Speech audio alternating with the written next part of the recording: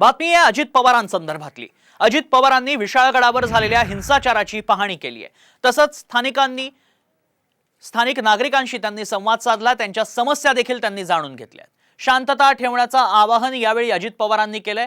दुसरीकडे विशाळगडावर झालेल्या हिंसाचाराचा निषेध करण्यासाठी सद्भावना रॅली काढण्यात आली होती। खासदार शाहू महाराज यांच्या नेतृत्वात कोल्हापुरात रॅली काढण्यात आली। कोणत्याही समाजात तेढ निर्माण होऊ नये आणि एकोपा राहावा असा संदेश सद्भावना रॅलीतून देण्यात आलाय।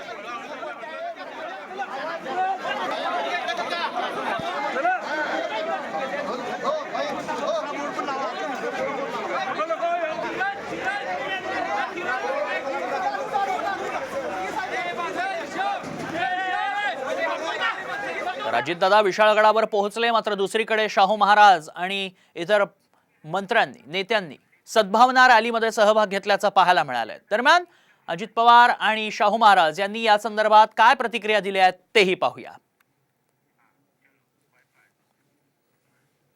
आम्ही सगळेजण विधान परिषद आणि ह्या सगळ्या गडबडीत होतो। प्राईम मिनिस्टरचा पण कार्यक्रम होता। त्या सगळ्यांना प्रशासनाने समजून सांगण्याचा प्रयत्न केला की थोडंसं शांततेने घ्या।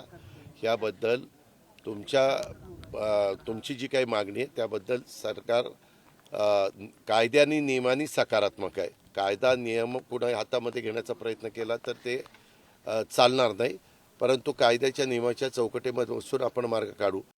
1.5 वर्षात दुसऱ्यांदा सद्भावना रॅली काढण्याचा हा प्रसंग इथं कोल्हापुरात आलाय। हा यायला नको होता, पण तो आलाय आणि